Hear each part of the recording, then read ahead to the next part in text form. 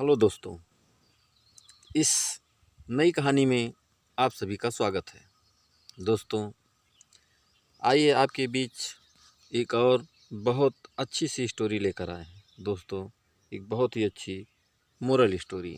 तो चलिए हम आप लोगों को कहानी की तरफ ले चलते हैं। दोस्तों, इस कहानी का शीर्षक है ईमानदारी का इनाम।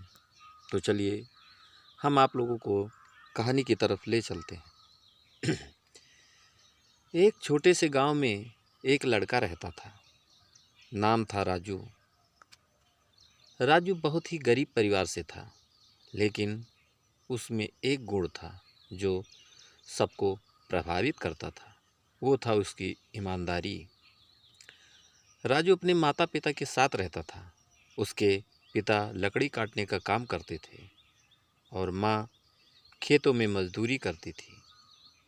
राजू स्कूल जाता था और पढ़ाई में अच्छा था, लेकिन वह कभी झूठ नहीं बोलता था, ना ही किसी का हक छीनता। एक दिन की बात है, राजू स्कूल से लौट रहा था।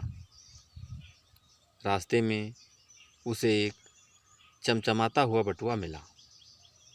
उसने देखा, बटुए में बहुत सारे रुपए थे और कुछ कागज भी थे। वो सोच में पड़ गया, इतने पैसे अगर मैं रख लूं तो घर की हालत सुधर सकती है। उसने सोचा, लेकिन अगले ही पल उसकी अंतरात्मा ने कहा, ये पैसे तुम्हारे नहीं हैं, किसी और के हैं। जो खोया है वह कितना परेशान होगा। राजू ने बटुआ उठाया और उसमें रखे कागजात देखने लगा। एक कागज पर किसी श्री वर्मा जी का नाम और पता लिखा था। वह तुरंत उस पते पर पहुंच गया। उसने दरवाज़ा खटखटाया तो एक बुजुर्ग सज्जन ने दरवाज़ा खोला। राजू ने उन्हें बटुआ दिखाते हुए पूछा, क्या ये आपका है? वर्मा जी की आंखों में चमक आ गई। हाँ बेटा, ये मेरा ही बटुआ है। मैंने इसे रास्ते में गिरा दिया था। इसमें मेरे इलाज के पैसे थे। मैं बहुत परेशान था। वर्मा जी की आंखों में आंसू आ गए। उन्होंने राजू को गले से लगा लिया और पूछा, बेटा, तुम्हें ये पैसे देखकर लालच नहीं आया? राजू ने मुस्कुराकर कहा, नहीं अंकल, मेरे माता पिता ने मुझे सिखाया है कि जो हमारा नहीं है उसे हमें कभी भी लेना नहीं चाहिए। बेटा, तुम्हें पैसे देखकर लालच नहीं आया? राजू ने मुस्कुराकर कहा, नहीं अंकल, मेरे माता पिता ने मुझे सिखाया है कि जो हमारा नहीं है उसे नहीं लेना चाहिए। ये गलत बात है। वर्मा जी ने राजू की ईमानदारी से प्रभावित होकर उसे इन्हें इनाम देना चाहा, लेकिन राजू ने मना कर दिया। तब वर्मा जी ने सोचा, ऐसा बच्चा अगर पढ़ेगा तो आगे चलकर बहुत बड़ा आदमी बनेगा। उन्होंने राजू की पढ़ाई का खर्च उठाने का वादा किया। समय बीतता गया। राजू मेहनत करता रहा और वर्मा जी ने उसका साथ नहीं छोड़ा। राजू ने आगे चलकर एक बड़ा अफसर बनकर गांव और अपने परिवार का नाम रोशन किया। जब पत्रकारों ने उससे सफलता का राज पूछा तो उसने कहा, सच्चाई और ईमानदारी कभी खाली नहीं जाती। उसका इनाम देर से मिलता है, लेकिन बहुत बड़ा होता है। राजू अब एक ईमानदार और सफल अफसर बन चुका था। उसने जो सफलता पाई थी उसका श्रेय वह हमेशा अपने माता पिता की परवरिश और वर्मा जी के सहयोग को देता, लेकिन उसने कभी अपने अतीत को नहीं भुलाया। एक दिन राजू अपने गांव लौटा। गांव अब भी वैसा ही था, कच्चे मकान, टूटी सड़कें और गरीब लोग। उसने सोचा, जिस धरती ने मुझे इतना कुछ दिया उसके लिए तो भी मुझे कुछ करना चाहिए।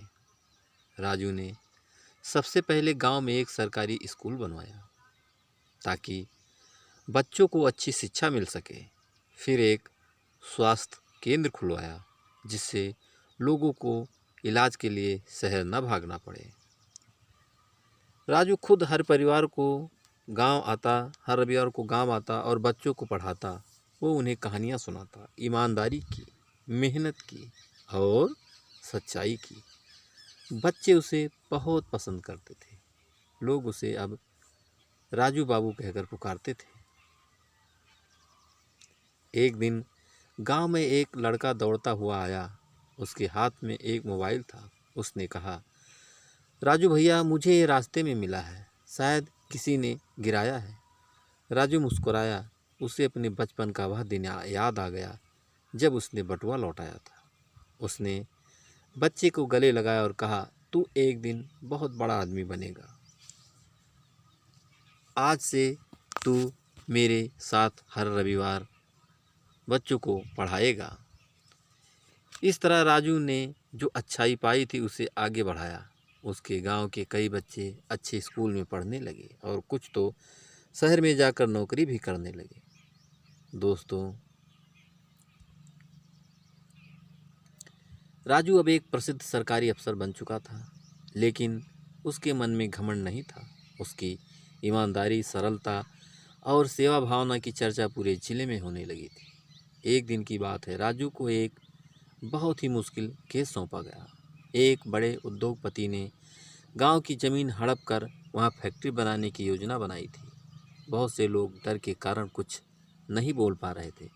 कुछ नेताओं और अधिकारियों को घूस देकर मामला दबाने की कोशिश हो रही थी, लेकिन राजू जानता था कि यह ज़मीन किसानों की है, उसके जीने का एकमात्र सहारा।